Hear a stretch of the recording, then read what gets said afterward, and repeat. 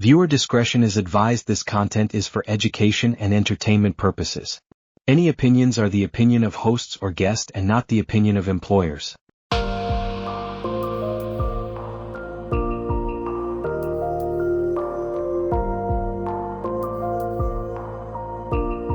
Hey everyone, thank you for joining us for another episode of Oust Now Presents. This is us. And before we get started, we just want to say that while we are highlighting these women who have contributed to society in one way or the other, we don't necessarily agree with all of their views. And today we are diving into Cynthia McKinney. As always, thank you for watching and joining. And I say, let's just dive into it. Yes. Let's do it. Okay. Cynthia McKinney was born and raised in the affluent middle class historic Collier Heights area in Atlanta, Georgia, the daughter of Leola McKinney, a retired nurse, and Billy McKinney, a law enforcement officer and former Georgia state representative. McKinney was exposed to the civil rights movement through her father, an activist who regularly participated in demonstrations across the South. As a police officer, he challenged the discriminatory policies of the Atlanta Police Department, publicly protesting in front of the station, often carrying young McKinney on his shoulders. He was elected as a state representative. McKinney attributes her father's election victory after several failed attempts to the passage of the Voting Rights Act, which provided for federal oversight and enforcement of voting. Most Blacks in the South had been disenfranchised by state legislative barriers since the turn of the 20th century. Prior to entering politics, McKinney worked as a high school teacher and university professor. In 1984, she served as a Democratic fellow at Spelman College in Atlanta, Georgia. She then taught political science at Agnes Scott's College in Decatur and at Clark Atlanta University. McKinney's political career began when her father, a representative of the Georgia House of Representatives, submitted her name as a write-in candidate for the Georgia State House in 1986. Despite the fact that she lived in Jamaica at the time, she received approximately 20% of the vote. In 1988, McKinney ran for the same seat and won, making the McKinneys the first father and daughter to simultaneously serve in the Georgia House of Representatives. In 1991, she decried the Gulf War in a speech on the House floor. Many legislators left the chamber in protest of her remarks. In the 1992 election, McKinney was elected to the U.S. House of Representatives as the member of Congress from the newly created 11th from the newly from the newly created 11th district at 64% African American majority district reaching from Atlanta to Savannah. She was the first African American woman to represent Georgia in the House. She was reelected in 1994. Okay. In her first period in Congress, she served on several committees, including the House Committees on Foreign Affairs, Banking and Finance, and Armed Services. She eventually ascended to the top Democratic spot on international operations and human rights, serving as ranking member. In that role, she became a frequent critic of American foreign policy. Examples include her vocal opposition to former President Bill Clinton's interventionist policies in Kosovo, U.S. sanctions against Iraq, and other policies related to the Middle East. On October 17, 2001, McKinney introduced a bill called for the suspension of the use, sale, development, production, testing, and exports of the depleted uranium munitions, pending the outcome of certain studies of the health effects of such munitions. During the 2000 presidential campaign, McKinney wrote that Al Gore's Negro tolerance level has never been too high. I've never known him to have more than one black person around him at any given time. Gore's campaign pointed out that its manager, Donna Brazile, was black. Oh, I got black friends. I'm sorry. I'm sorry. I'm so inappropriate. Go ahead. I'm sorry. McKinney chastised Gore for failing to support the Yuba people of Colombia trying to oppose petroleum drilling near them.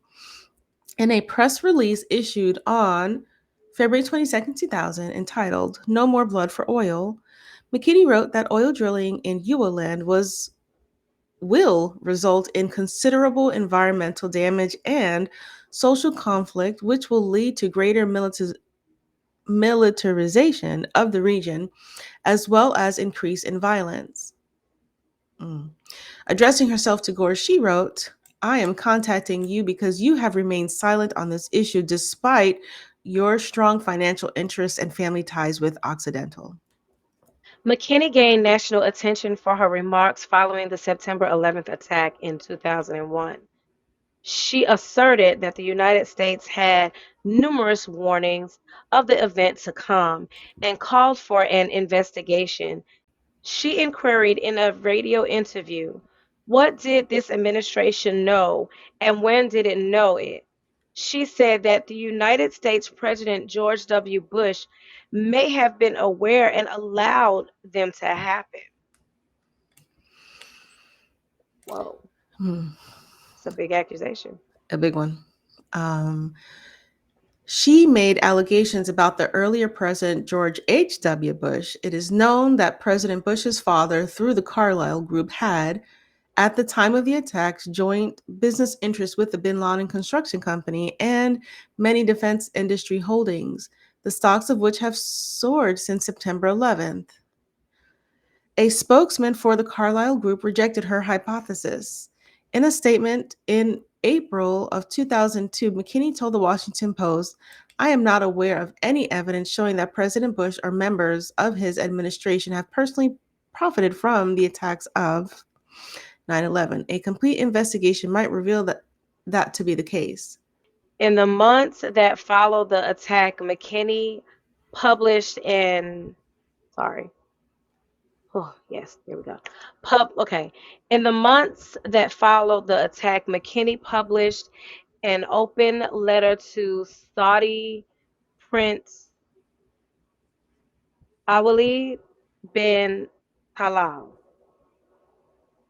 The New York City Mayor Rudy Giuliani had refused to cash a $10 million check written by Saudi Prince because of the prince's suggestion that the attacks were an indication that the United States should re-examine its policies in the Middle East and adopt a more balanced stance towards the Palestinians' cause. In the open letter, she expressed her disappointment at Giuliani's actions. Let me say that there are a growing number of people in the United States who recognize, like you, that the U.S. policies in the Middle East needs serious examination. Your Royal Highness, many of us here in the United States have long been concerned about reports by Amnesty International's and Human Rights Watch that reveals a pattern of excessive and often indiscriminate use of lethal force by Israeli forces in situations where Palestine demonstrators was unarmed and posed no threat of death or serious injuries to the security force or to others. In 2002, McKinney was defeated in the Democratic primary by DeKalb County Judge Denise Majette. Majette defeated McKinney with 58% of the vote to McKinney's 42%. McKinney protested the result in court, claiming that thousands of Republicans had voted in the Democratic primary, the real contest in the district, in revenge for her anti Bush administration views and her allegations of voter fraud in Florida in the 2000 presidential election. Like 20 other states, Georgia operates an open primary. Voters do not align with a political party when they register to vote and may participate in whichever party primary election they choose. I actually think that's pretty neat. Other factors in McKinney's defeat include her allegations of Bush involvement in 9/11, her opposition to aid to Israel, a perceived support of Palestinians and Arab causes, and open anti Semitism in her comments. On the night before the primary election, McKinney's father stated on Atlanta television that Jews have brought everybody, Jews, Jews, JEWS. Cynthia McKinney had been through a long, contentious relationship with the American Israel Public Affairs Committee. Georgia's political analyst Bill Shipp addressed McKinney's defeat, saying voters sent a message: we're tired of these over the top congressmen dealing in great international and national interests. How about somebody look out for our interests? McKinney was one of the 31 House Democrats who voted not to count the 20 electoral votes from Ohio in the 2004 presidential election, despite Republican President George W. Bush winning the state by 118,457 votes. Without Ohio's electoral votes, the election would have been decided by the U.S. House of Representatives, with each state having one vote in accordance with the 12th Amendment for the United States Constitution.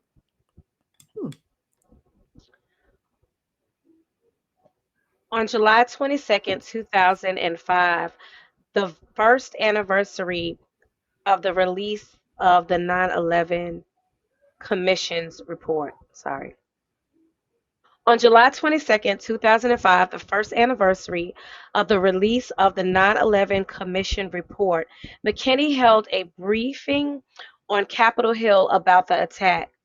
The day-long briefing featured family members of victims, scholars, former intelligence officers, and others who critiqued the 9/11 Commission account of 9/11 and its recommendations.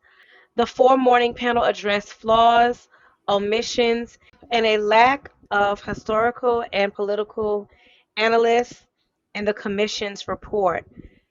Three afternoon panels critiqued the Commission's recommendations in the area for foreign and domestic policies and intelligence reform. An Atlanta Journal-Constitution editorial said that the purpose of the event was to discuss whether or not the Bush administration was involved in the 9/11 attacks, expressing surprise that McKinney was once again talking on the issue that was believed to have cost her House seat. The Journal-Constitution declined to publish McKinney's reply. The 9/11 Commission has sealed all the notes and transcripts of some 2,000 interviews, all the forensic evidence, and both classified and non-classified documents used in compiling its final report until January 2nd of 2009. McKinney's interest in 9/11 relates specifically to what she expressed as her opposition to excessive government secrecy, which she has challenged with numerous pieces of legislation. McKinney has said that she remains hopeful that we will learn the truth about 9/11 because more and more people around the world are demanding it. McKinney was an advocate for victims of 2005 Hurricane Katrina, a his- and a critic of the government's response to it. Over 100,000 evacuees from New Orleans and Mississippi relocated to the Atlanta area, and many have now settled there. During the Katrina crisis, evacuees were turned away by Arthur Lawson's Gretna police when they attempted to cross the Crescent City Connection Bridge between New Orleans and Gretna, Louisiana. McKinney was the only member of Congress to participate in a march across the Crescent City Connection Bridge on November 7, 2007, to protest what had happened on that bridge in the aftermath of Hurricane Katrina. In response, McKinney introduced a bill on November 2nd, 2005, that would temporarily deny federal assistance to the City of Gretna Police Department, Harry Lee's Jefferson Parish Sheriff's Office, and the Crescent City Connections Police Department in the state of Louisiana. The bill was referred to the House Judiciary Subcommittee on Crime, Terrorism, and Homeland Security, but was not acted on. However, in August 2006, a grand jury began to investigate the incident. On October 31st, 2007, the grand jury ruled not to charge anyone. The grand jury accepted Gretna Police Chief Arthur Lawson's explanation. Some of the people in the crowd acted aggressively and threatened to throw one of the officers off the bridge, the chief said. The shot was fired over the bridge's excuse me. The shot was fired over the officer's shoulder and over the side of the bridge. McKinney chose to be an active participant in the Select Bipartisan Committee to investigate the preparations for and response to Hurricane Katrina. Although the Democratic Party leadership called for Democrat members to boycott the committee, she submitted her own 72-page report. She sat as a guest alongside with only a few other Democrats in question in questioning Department of Homeland Security Secretary Michael Chertoff. McKinney referred to a news story in which the owners of a nursing home had been charged with neglect homicide for abandoning 34 clients who died in the flood waters. Mr. Secretary, if the nursing home owners are arrested for negligent homicide, why shouldn't you also be arrested for negligent homicide? At the end of the 2006 legislative session, McKinney introduced articles of impeachment against former President George W. Bush as House Resolution 1106, which made three charges against Bush: failure to uphold the Constitution, specifically that George Walker Bush, in preparing the invasion of Iraq, did withhold intelligence from the Congress by refusing to provide Congress with the full intelligence picture that he was being given, by redacting information and actively manipulating the intelligence on Iraq's alleged weapons programs, by pressuring the Central Blank Agency and other intelligence agencies. I just don't want to say that. Don't listen to this. We're just reading for information. Uh, Abuse of office and executive privilege, obstructing and hindering the work of congressional investigative bodies and by seeking to expand the scope of the powers of his office. That sounds familiar. Huh, I wonder who's doing that now. Okay, but for real. Failure to ensure that laws are faithfully executed, specifically by a program of illegal domestic spying and circumvention of the FISA Act. Mm. Mm.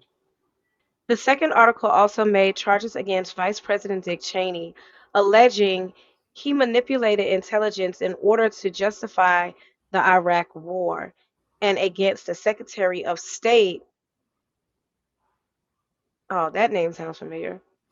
And against the Secretary of State, Condoleezza Rice, alleging that she knowingly made false statements concerning Iraq's weapons of mass destruction's program. McKinney's bill was abandoned when it failed to clear the House Committee on the Judiciary.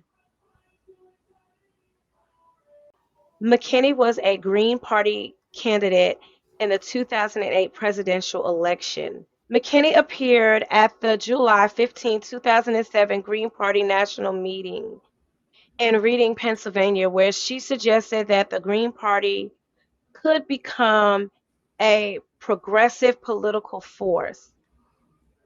The disgust of the American people with what they see before them, all they need is the blueprints and roadmap. Why not have the Green Party provide the blueprints and the roadmap? At an August 27, 2007 peace rally in Kennebunkport, Maine, McKinney confirmed the depth of her disenchantment with the Democratic Party, urging San Francisco voters to replace Nancy Pelosi with anti-war activist Cindy Sheehan. On September 10th, in a letter to the steering committee of the Green Party of the U.S., McKinney stated that she would not seek the Green Party nomination for president. However, in early October, it appeared that McKinney was making moves towards declaring herself an official Green Party candidate. On July 9th of 2008, she named as her running mate journalist and community activist Rosa Clemente, and clinched the party's nomination 3 days later at the 2008 Green Party National Convention. Thank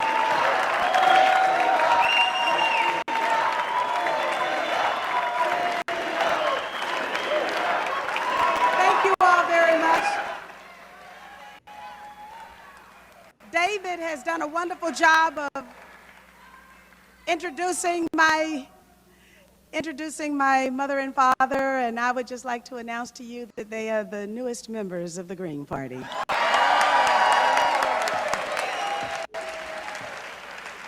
However, they were preceded by my son, who was the first McKinney to join the Green Party.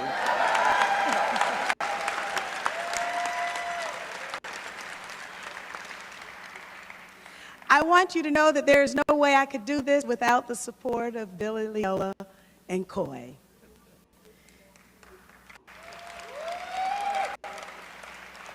The Power to the People committee members who are with us today, I would like to acknowledge them. You've all shared emails with her and heard her lovely voice on the telephone, Lucy Grider Bradley.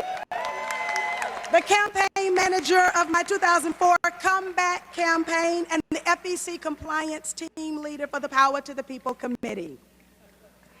I've known him all of my political life. You've known him for years if you're a Green Party member. Hugh Esco, website man with the Power to the People committee. In 2 long road trips from Georgia to Maine, 1 trip through California, Oregon, and Washington, and by way of numerous emails, you all have come to know my personal friend and assistant, proud Haitian-American activist, et aussi l'homme avec qui je pratique mon français, David Josué, standing firm against the occupation of Haiti.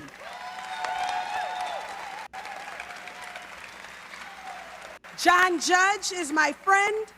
He shared U.S. government COINTELPRO documents with me that few, except researchers, have ever seen. John Judge is an expert on the murders of Malcolm X, John Kennedy, Martin Luther King Jr., Bobby Kennedy, COINTELPRO, and other government covert operations directed at certain U.S. citizens, and also what really happened on September 11th.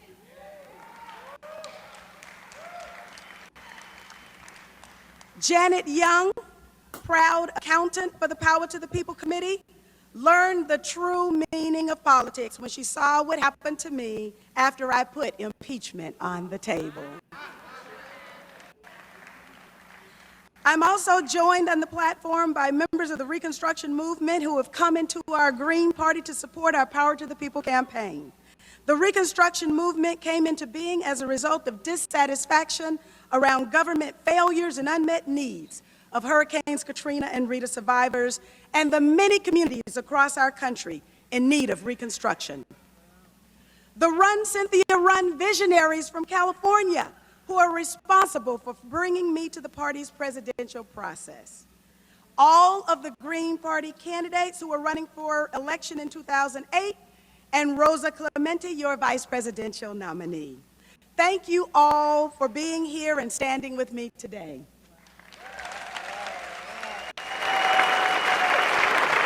And if there's some people who need to sit. In 1851, in Akron, Ohio, a former slave woman, abolitionist and women's rights activist by the name of Sojourner Truth, gave a speech now known as Ain't I a Woman? Sojourner Truth began her remarks, well, children, where there's so much racket, there must be something out of kilter. She then went on to say that even though she was a woman, no one had ever helped her out of carriages or lifted her over ditches or given her a seat of honor in any place. Instead, she acknowledged that as a former slave and as a black woman, she had had to bear the lash as well as any man, and that she had borne 13 children and seen most all sold off to slavery. And when I cried out with my mother's grief, none but Jesus heard me. Ain't I a woman? Finally, Sojourner Truth says, if the first woman God ever made was strong enough to turn the world upside down all alone, these women together ought to be able to turn it back and get it right side up again.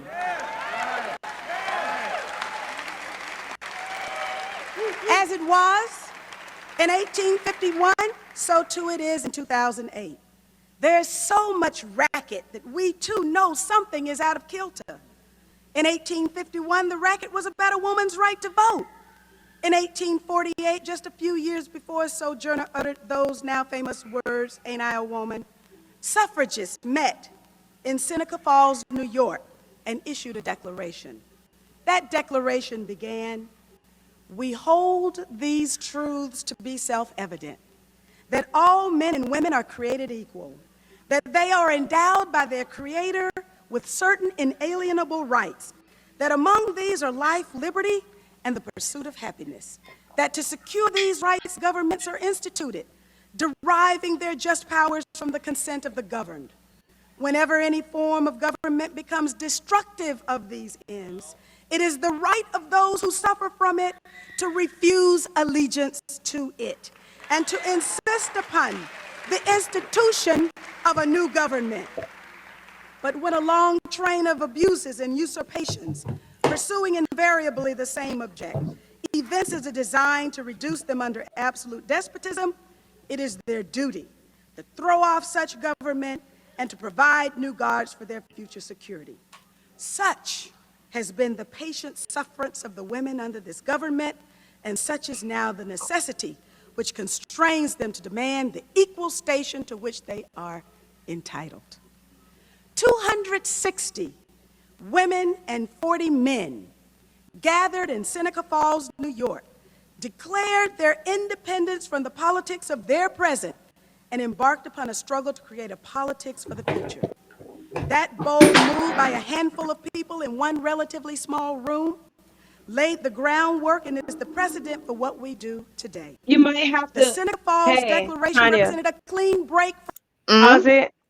You might have to rewind it a little bit, just a little bit, because when she was talking, I don't know if you dropped something, or, like you could hear it like in the. Yeah, it was loud. I was like, oh shit. Okay.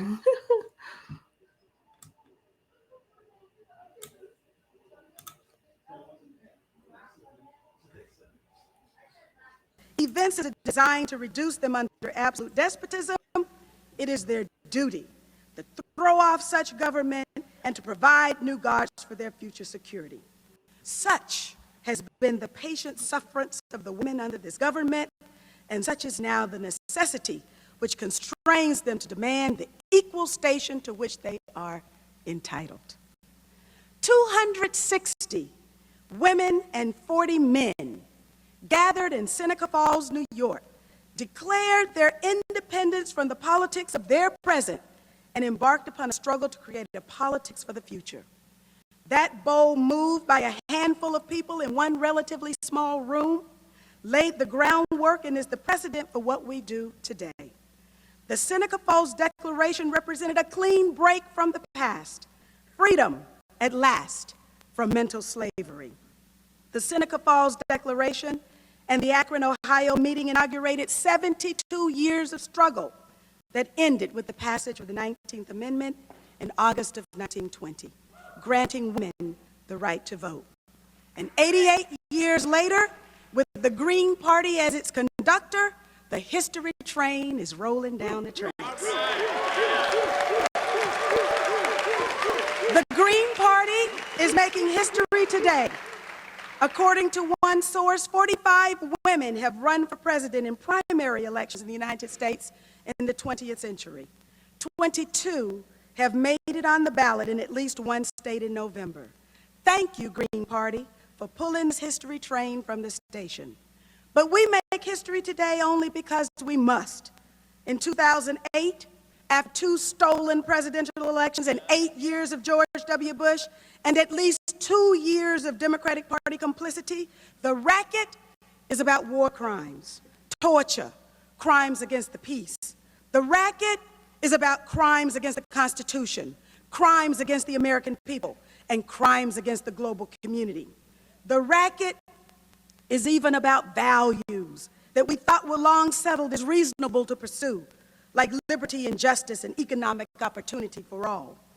Yes, Sojourner, there's a lot out of kilter now, but these 2 women, Rosa and me, joined by all the men and women in this room, are going to do our best to turn this country right side up again. And just like the women and men at the Seneca Falls Convention in 1848 who declared their independence from the old order, I celebrated my birthday last year by doing something I had done a dozen times in my head, but I had never done it publicly. I declared my independence from every bomb dropped, every threat leveled, every civil liberties rolled back, every child killed, every veteran maimed, every man tortured, and the national leadership that let this happen.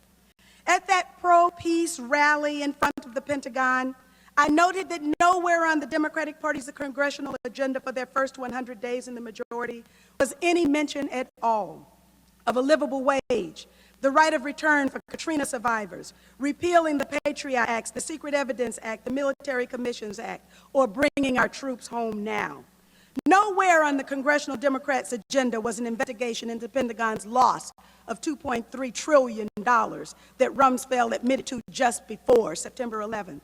And nowhere was there any plan to get that money back for jobs, health care, education, and for veterans. Not even repeal of the Bush tax cuts that have helped to usher in, according to some, levels of income inequality not experienced in this country since the Great Depression. And instead of articles of impeachment to hold the criminals accountable, impeachment was taken off the table. And so taking these words directly from our own Declaration of Independence, from the Seneca Falls document, it is the right of those who suffer from it to refuse allegiance to it. There is no doubt that the people of of this country and the global community are suffering from Washington, D.C.'s policies today. Even as the ice in the Arctic Ocean reportedly was melting, the United States was obstructing an international discussion of climate change goal setting for 2020 at the recently concluded G8 summit. Even while George Bush has made himself an international climate change villain by not signing on to the Kyoto Protocol, his own scientists at the U.S. Climate Change Science Program have predicted more heat waves, intense rains, increased drought, and stronger hurricanes to affect the U.S. due to the worsening effects of climate change. Public policy can be our friend or it can be our foe in understanding and working through the immense changes our planet is undergoing. We, the voters, the activists, the policy wonks, the candidates, and the elected officials all have a role to play in making public policy. As I have said so many times during this campaign for the Green Party nomination, politics is not a beauty contest. It is not a fashion show. It is not even a horse race. Politics is the authoritative allocation of values in a society. Politics is about values being reflected in public policy. It is about having power over public policy. And we engage in the political process because we want our values reflected in public policy. Had the Green Party's values been reflected in public policy since the beginnings of the Green Party in this country, the United States would long ago have implemented a livable wage. There would be no civil liberties erosion. Diversity would be respected, appreciated, and welcomed. Education would be interesting and relevant to students' lives.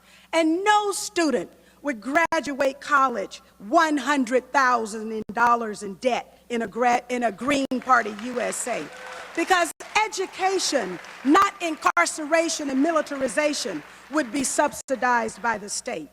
In a Green Party USA, health care would be provided for everyone here through a single-payer Medicare for all type health care system. We would have no homeless men, women sleeping on our streets, and everyone who could work would have work. Rebuilding our infrastructure, manufacturing green technology, retooling our economy so that those who protect us, train us, heal us, prepare us for tomorrow are compensated in what is their true to our culture and our society based on their contribution to our civilization. Vietnam War era veterans would be our last war veterans because we would never have engaged in war and occupation against Afghanistan and Iraq.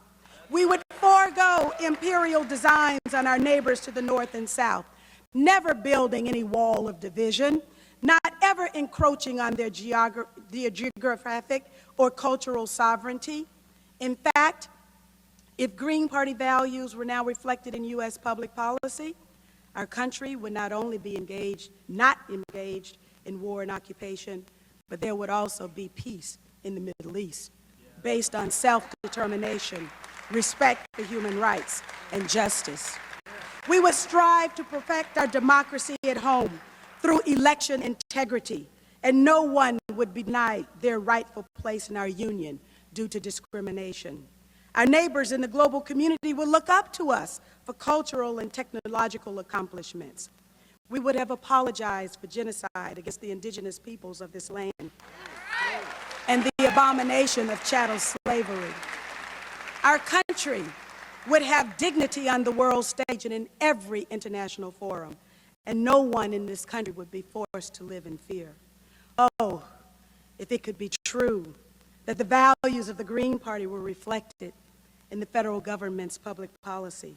Let me wake up and snap out of my reverie. Yes, today's reality is harsh. Abu Ghraib, torture, rendition, lying, spying, war, stolen elections, Hurricanes Katrina and Rita, New Orleans, poverty, racial profiling, Sean Bell, the San Francisco 8, Benton Harbor's Reverend Pinckney, the Holy Land Foundation, 91101, embargo, blockade, friendly fire, depleted uranium, white phosphorus, cluster bombs, bunker busters, shock and awe, predatory lending, mortgage crisis, foreclosures, a country $53 trillion of debt. And while Bear Stearns gets a bailout, you and I are forced to sink or swim. Harsh? Today's reality is harsh. But what's even harder for many to accept and admit is that our quality of life today is the making of the Democratic and Republican parties. What our country has become through their public policy is reflective of their values. We will never get a United States that is reflective of different values if we continue to do the same thing. Those who delivered us into this mess cannot be trusted to get us out of it. That's why I signed up to do something I've never done before, so this country could have something it's never had before. My country, made in the likeness of Green Party values. When my father first started out in the world of politics in Georgia, he began as a Republican because Georgia Democrats would not allow blacks to vote in their primaries. Some of my father's closest friends today are still Republicans because of that history. My father served 30 years in the Georgia legislature as a Democrat. Because of him, I served 4 years in the Georgia legislature, where we were the country's only father-daughter legislative team. And then I went to Congress and I served for 12 years, working with the Democratic Party and its current leadership representing the state of Georgia. My son grew up playing on the floor underneath my desk in the chamber of the Georgia House of Representatives. His buddies were the legislators down there under the gold dome, who were my and my father's colleagues. My mother is the genteel Southern lady who keeps our family glued together, a nurse by profession, a nurturer by instinct. She patched over all those times I had political disagreement with my dad, and it ended up not discussed around the dinner table, but on television. My father and I stumped for candidates and helped Georgia remain in the Democratic Party fold until on my election night in 2002, I was forced to admit that the Republicans wanted to beat me more than the Democrats wanted to keep me. Both my father and I were put out of office after being targeted by a convergence of special interests operating in both the Democratic and Republican parties. In November of 2002, after the primary election losses of my father and me, Georgia went Republican. The first time since Reconstruction. With all kinds of certainty, I can say that my father and I, we McKinneys, we know too well how the Republican and Democratic parties operate. And that's why I know we need an opposition party in this country. With 200 elected officials already, the Green Party can become the country's premier opposition party. One thing is clear. Democratic and Republican values are not Green Party values. And honestly, I believe Green Party values are the values held by the majority of people in this country. And through our vigorous Power to the People campaign, we will proclaim our presence in every nook and cranny of this country. We are needed now more than ever. And here's an example of why. It is hard not to hear the warning signs of a new war, a war against Iran. Dick Cheney told us to expect war for the next generation. The Republicans launched this war economy, and their presumptive nominee said that we could stay in Iraq for the next 100 years, and even sang a song about bombing Iran. The Democratic majority in Congress just voted to fund the war into 2009 and has 200 co-sponsors on a bill that declares war on Iran by calling for a naval blockade. A naval blockade is a declaration of war.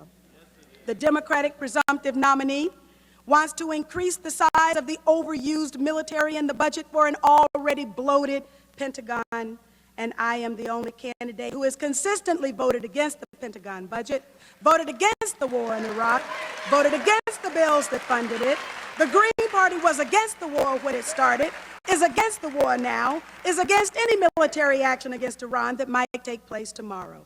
The Green Party is a peace party. A green vote is a peace vote. Not a word has been mentioned in this political season about the disparities that exist within our country, with the recognition that public policy can erase them.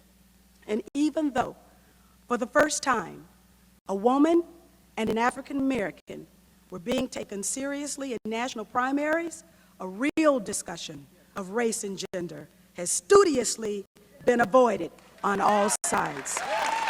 At a time when the United States is under review itself by the United Nations for its poor domestic record on human rights, particularly in the aftermath of Hurricanes Katrina and Rita, a real discussion of race and gender is needed now more than ever.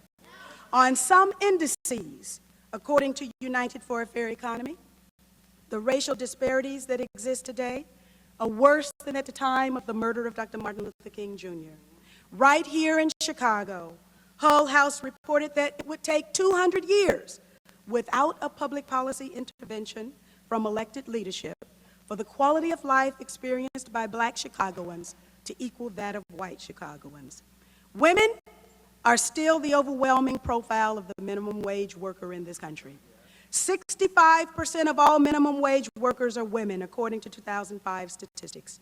Despite the law, women still go to work every day, performing the same tasks as men, yet bring home less pay than their male counterparts. Asian American and Pacific Island women make 88 cents for every dollar earned by men. But African American women earn only 72 cents, and my Latina sisters earn only 60 cents for every dollar earned by men. Overall, according to 2007 statistics, women with similar education, skills, and experience are paid 77 cents for every dollar a man makes. Equal pay for equal work is not yet a reality for working women in this country, and the glass ceiling is all too real. I'm very proud of my second cousin, Shante, whose mother, a divorcee, raised her pretty much as a single mom. Shantae's mother, Shara, understood the value of her child getting a good education and helped her as much as she could with university tuition. The rest, Shante was able to secure by working on campus and with student loans. Shante graduated from college and then took a one-year master's program in social work. And now she wants to get her PhD, but she's already over $90,000 in debt. It doesn't have to be, and it isn't this way in other countries. In other countries around the world, higher education is valued and is made affordable to all who want it. Only a sick government would place a banker in between a student and her teacher, an insurance lobbyist in between a patient and his doctor, lying and spying before 911 truth and the Constitution. Only a sick government would place a wealthy family and their huge corporation and its genetically modified frankenfood peddled by force in between us and the organic food that's healthy for us to eat and that farmers prefer to grow. Only a sick government would do these things. I am no longer willing to trust the ones who are responsible for getting us into this mess to provide the solution to get us out of it. The Green Party long ago took a stand for racial justice, against profiling, against police brutality, against discrimination of any sort, and for reparations stemming from the transatlantic slave trade. The Green Party long ago took a stand for gender equity. The Green Party is a justice party, and a green vote is a justice vote. And the day after the election, if voters have been disfranchised and don't believe the announced election result, it will be the Green Party that will be there, as it was in 2004, to demand election integrity. It is for all these reasons and more that I redeclare my goals in the language of the sisters who convened at Seneca Falls 160 years ago. They wrote, "It is their duty to throw off such government and to provide new guards for their security." That declaration not only avoids the politics of the past, it contains a kernel for the future. How can those new guards be secured? Here's how. When I was first running for Congress, and it was the year of the woman, women all over the country were saying, we want our seat at the table. And when I got to Washington, I saw that public policy is really made in a room at a table. There were real seats at the table. Well, imagine what has happened to public policy making now. There is a real room with a window and a door, and there's 2 seats at the table. The window is for us to look through, while our representatives make policy for us, so we can see what they're doing. At the table, 1 seat is for the Democrats, 1 seat is for the Republicans. Now, we don't know who did it, but one of them put a lock on the door and slipped a key to the corporate lobbyists who can come and go at will and whisper what they want to Democrats and Republicans. And the result is that we, the people who pay for those seats and determine who sits in them, want one thing, but because the corporate lobbyists can come and go at will, our values get overridden and our representatives give us something else. That's how we end up with everyone saying they're against the war and occupation, but war and occupation still gets funding. That's how we end up with everyone saying they're against illegal spying on innocent people, yet end up with a telecom immunity bill being signed into law. That's how we end up with everyone saying they're in favor of universal access to health care and no one supporting what the physicians, nurses, and health care providers really want, and that's a single-payer health care system in this country. Now, if we can entice people who have stopped voting because they see the system is rigged to become active again and to vote green, if we can convince those first-time voters from the previous 2 presidential elections, though they might be discouraged because they saw their vote obstructed and then not counted while neither of the big parties fought to protect them, if we can convince them to vote green, if we can convince those who see 2 parties but only one political agenda to vote green, then it is possible for the Green Party to get 5% of the national vote. 5% of the vote makes the Green Party not a minor party in the eyes of the federal government, but a major party. 5% confers on the Green Party major party status. And with that 5%, we can pull up another chair at the table of public policy making. It only takes 5% of those who vote, including the near majority who don't vote, to come out for the Green Party, and we will have an official 3rd party in this country and public policy that truly reflects our values. Now, I'm known for taking bold positions based on my own research that have put me ahead of the curve. I was there on private militaries hired by the Pentagon and State Department long before Blackwater began patrolling the streets of New Orleans. I was there on corporate accountability and military contracting scandals before Iraq and Afghanistan. I was there on enlisted members and veterans' rights and health issues like forced vaccinations and conscientious objection. I was there on Hurricanes Katrina and Rita and detoxification, restoration, and return issues. I was there on 911 foreknowledge, and I put impeachment on the table. I'm not afraid to address the issues that no one else would dare to talk about. I'm not afraid to speak truth to empower. And let me close with this. Don't expect me to keep account of the major party flip-flops from now to November. I'm sure there will be many, but in the end, that's not the important issue to understand. What is more fundamental to understand is this. The other political parties find themselves in this flip-flop predicament because they have to appear to share our values while they serve someone else's. Green Party doesn't have to engage in shape-shifting because the Green Party is funded by you and belongs to us. All over the world, Green Party members are working as elected leaders in government to make public policy reflect green values.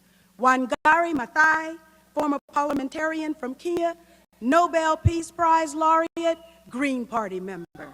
Ingrid Betancourt, recently released hostage in Colombia, former senator and presidential candidate, Green Party member. Green Party members make public policy at national level on every continent, but not yet in our country. 20 years ago, Green Party activists saw through this two-party box that voters have been put into in this country and started the Green Party here. And what we have to remember is this: whatever it is that we want, we, in the realm of public policy, we can get it if we have the right elected officials in office. Nothing for us is impossible. Politics is about shared values being reflected in public policy. And the Green Party slate of candidates standing with me are the right kind of people who will implement the right kind of public policy that reflects our shared values. Voters in this country are scared into not voting their hopes, their dreams, their aspirations. But in Bolivia, Ecuador, and Argentina, in Chile, Nicaragua, and Spain, in India and Cote d'Ivoire and Haiti, voters were not afraid to vote their hopes and their dreams, and then guess what? They got their hopes and their dreams. They came true, and our dreams can come true too.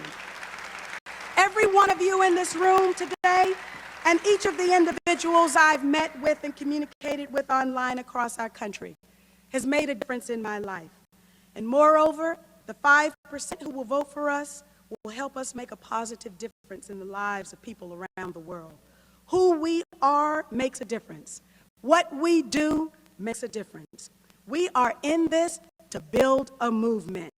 We are willing to struggle for as long as it takes to have our values prevail in public policy. A vote for the Green Party is a vote for the movement that will turn this country right side up again. I want to invite everyone who shares our values to join Power to the People campaign. C-SPAN viewers can learn more about us at www.runcynthiarun.org. I want to work with the nominees of the other small political parties so we can form a united front. I'm asking for your vote because in reality, the only wasted vote is a vote against conscience, a vote against our dreams. Vote your dreams, vote your conscience, vote our future, vote green. Thank you, Green Party, for granting Rosa and me the supreme honor. Let's go out and get busier because we've got a lot of work to do. Power to the people! On September 10th, 2008, McKinney joined a press conference held by third-party and independent candidates, along with Ralph Nader, Chuck Baldwin, and initiator Ron Paul. The participants agreed on 4 basic principles: an early end to the Iraq War, and an end to threats of war against other countries, including Iran and Russia. The safeguarding of policy and civil liberties, including a call for the repeal of the Patriots Act, the Military Commissions Act, and FISA legislation. No increase in the national debt, a thorough investigation, evaluation, and audit of the Federal Reserve System. On November 4th, 2008, McKinney received 161,797 votes, 0.12% of the total votes cast, placing her behind Obama, McCain, Nader, Barr, and Baldwin. In March 2009, McKinney was present at a gathering of Holocaust deniers in London. In posting on the Green Party website, she said former Malaysian Prime Minister Mahathir Mohamad was one of my heroes. She described David Pidcock is an individual whom the Southern Poverty Law Center and the Anti-Defamation League have described as an anti-Semitic writer. In one post, she related the conspiracy theory that individuals such as George Soros and Alan Greenspan, both Jewish, have plotted to create a one-world government. In discussing this notion, she was drawing on a book entitled The Shadow Moneylenders by Matthias Chang, an advisor to Mahathir. McKinney praised the work. On September 30th, 2008, McKinney was aboard the ship Dignity when it attempted to enter the Gaza Strip, which had its coastal area declared a closed military zone by Israel. While on the humanitarian mission by the Free Gaza movement from Cyprus, aboard were physicians, medical supplies, and activists, including Kahami Butterly. The Israel Navy confronted the ship at night in international waters. Members of the crew claimed that the ship was rammed, gunfire was directed at the water, and the ship was forced to dock in Lebanon after taking on water. Israeli officials claimed that the collision was accidental and occurred after the ship was informed that they would not be allowed to enter Gaza and tried to outmaneuver the patrol boat. They decried McKinney's actions as being irresponsible and provocative for the sake of propaganda. On June 30th, 2009, McKinney was aboard the Greek-flagged Free Gaza movement ship Spirit of Humanity, carrying 21 activists, including Irish peace activist Married McGuire, medical supplies, a symbolic bag of cement, olive trees, and toys, which was seized by the Israeli Navy 18 miles off the Gaza coast. It was unclear whether they were in international waters or in Gazan waters, which is subject to Israeli blockade of Gaza. Although both the Cypriot and Israel authorities was officially informed the destination was Gaza before the vessel departure, according to the Cypriot government, the ship was given permission by the competent authorities of the Republic of the Republic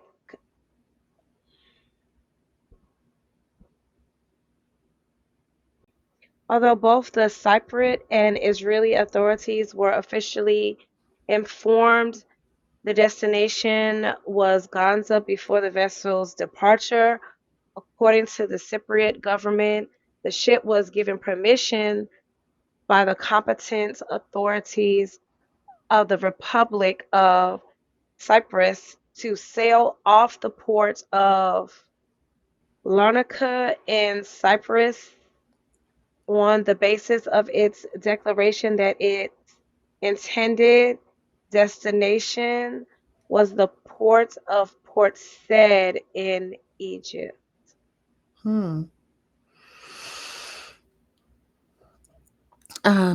McKinney was held at the Gavon Immigration Detention Center in Ramal. I think that's the right way to say it. I don't know. In Ramal until her release in July. Until her release on July 5th.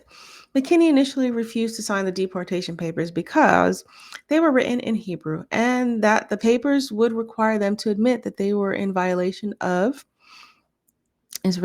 Israel's blockade, which they deny. According to the Atlanta Journal-Constitution, Israeli officials stated that the Palestinian Authority and the rest of the international community had agreed to the offshore blockade to prevent arms smuggling in Gaza.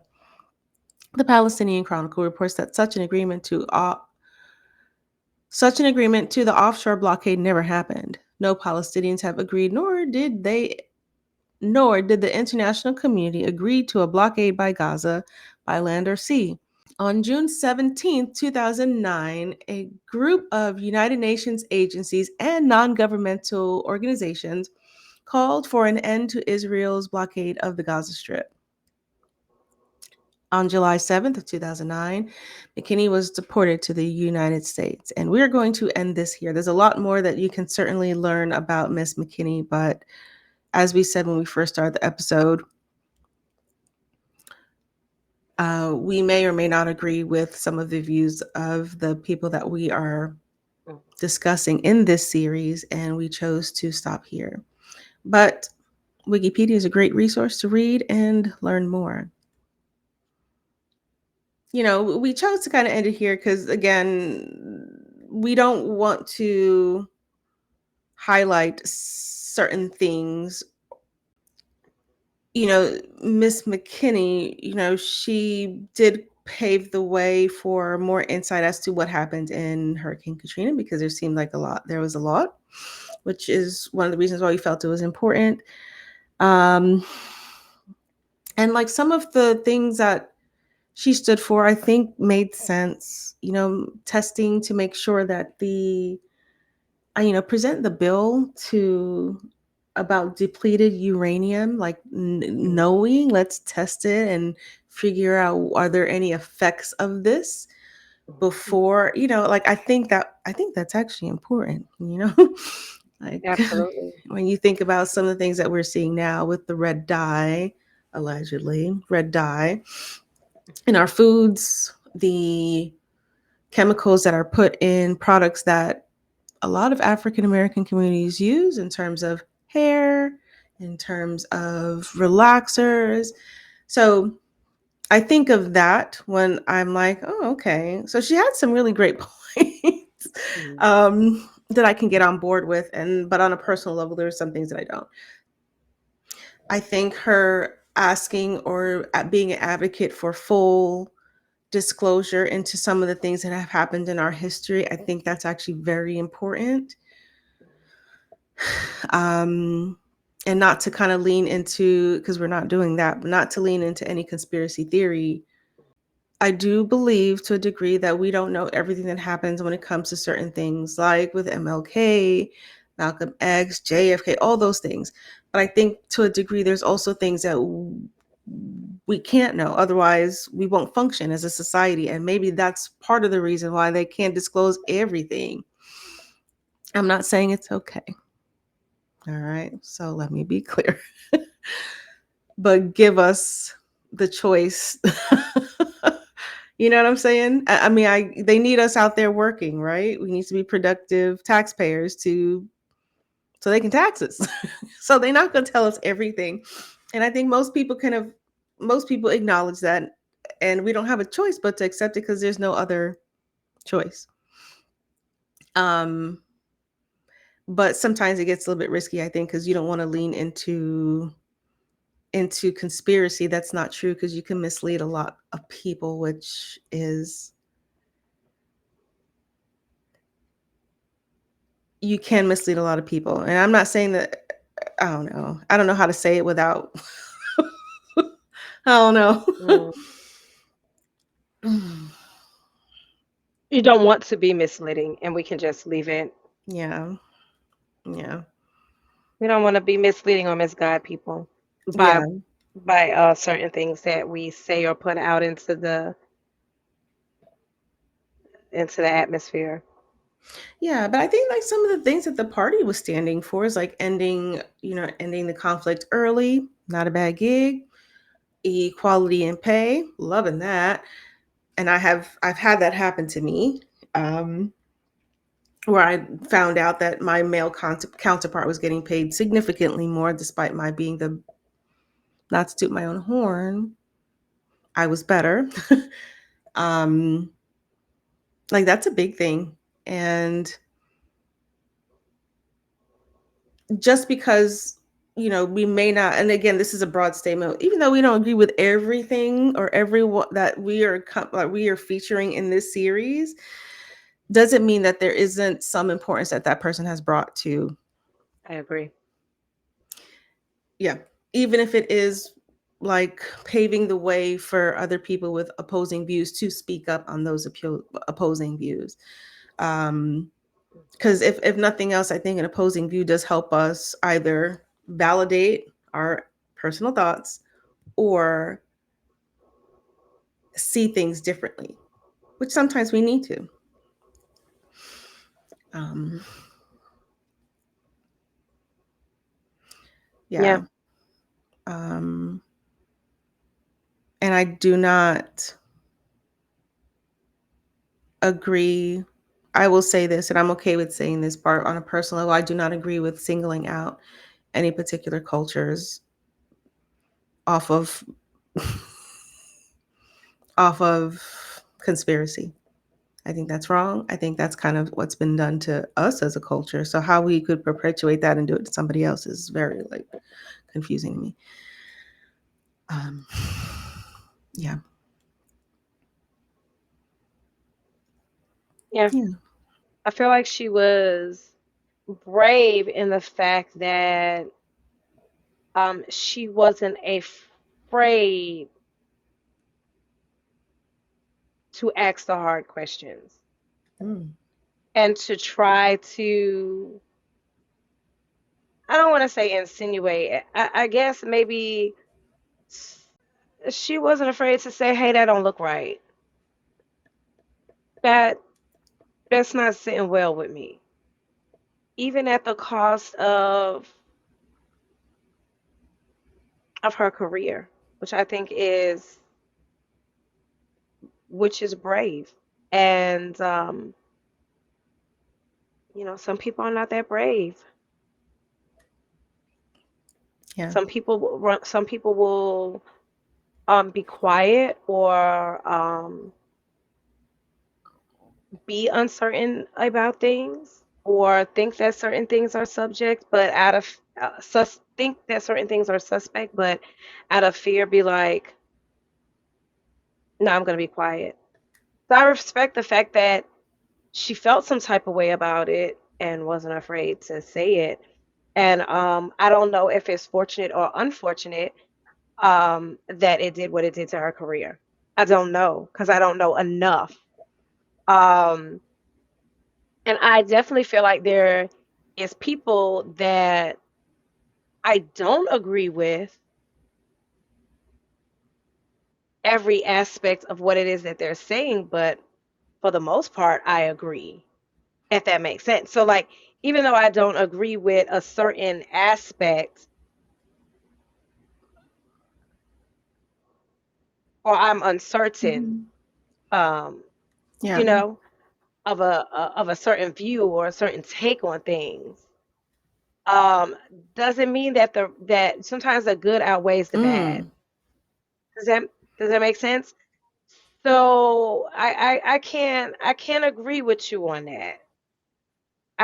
We're not aligned when it comes to that, but you have all of these things that I'm like, oh yeah, I get it. Yeah, I can see that. And so it's a lot of respect. Yeah. Not an agreement, but definitely a lot of respect. I'm like, yeah, yeah, I can get on board, even though I disagree with Yeah. certain things. That's just like in any relationship, really. Like you're not gonna always agree Yeah. with uh you're not always gonna agree. You're gonna be like, oh yeah, I have a different point of view for that. I don't and sometimes that can be very helpful because sometimes you need someone to look at things from a different perspective that you probably um didn't see. Like, oh yeah, I don't see it that way. Oh, you know what? I can Yeah. see. I can see a point. And I love that you said that. Like as far as her, like at least she was brave enough to say at what cost, whether if I'm wrong or right, I'm a ask serious like hard questions. And I think Hmm. I hate it. Like we actually need more people to ask the hard questions because no one's asking them right now.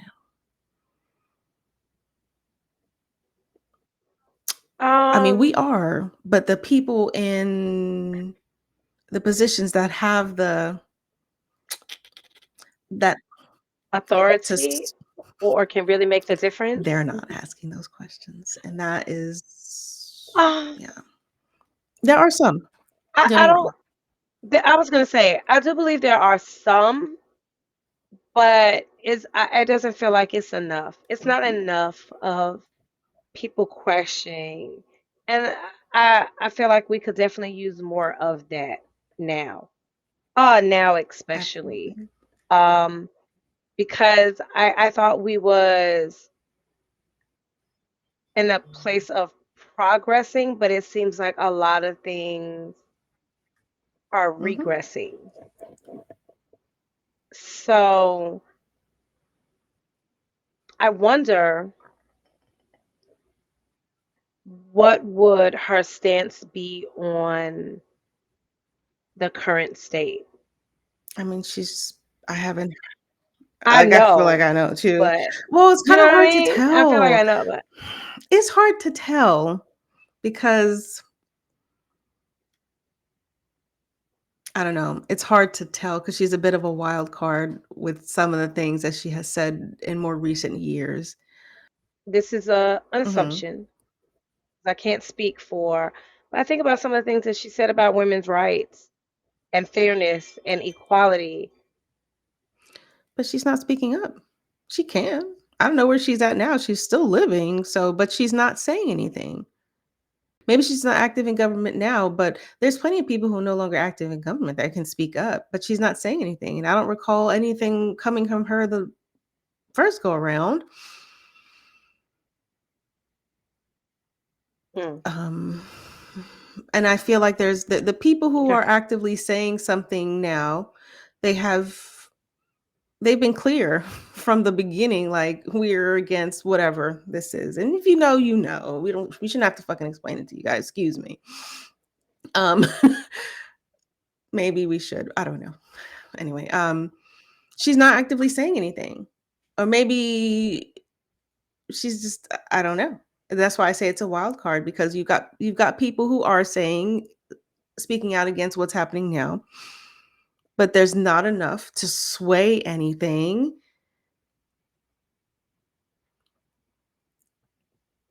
I don't know. I can't say that I'd be confident and know that she how she'd feel on this one.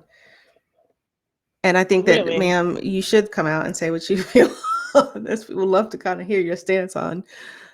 We'd love to hear your stance on it. I mean, I would imagine maybe after this, some of the things she experienced within her political career, maybe she's just like, yeah, I'm tapping out and I ain't got nothing to say about nothing. Thank you guys for joining us on this journey as we learn more about the women featured in this series, in season one, sorry, of this series. And like Janine said, what's the biggest takeaway is to speak up on the things that need questioning. That's something to consider when you consider Cynthia McKinney. I definitely agree. I appreciate everyone who support Oust Now podcast and of course this new series Oust Now podcast presents This Is Us.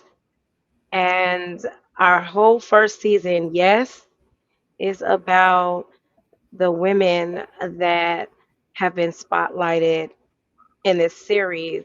But stick with us and stay tuned because it's not going to always be just about women. So I don't want any of our men out there to be like, all they're talking about is women in history. I do want everyone to understand that everything has a season, and this first season happens to be um, based on this series. And next season, of course, we will definitely see some more about our men that have really contributed to our history. So I don't want anybody to feel Yeah, left out, we right? won't forget you guys. And that, right, we're not going to forget you guys. I feel like that was a concern even when we were talking about starting off the series. That was definitely a Mhm. concern, not feeling like we're leaving anybody out. So look, men, y'all coming, just hang in there, stick with us, and we're gonna all learn together and progress um, together by learning more about our history and the people that really took a step in that progression.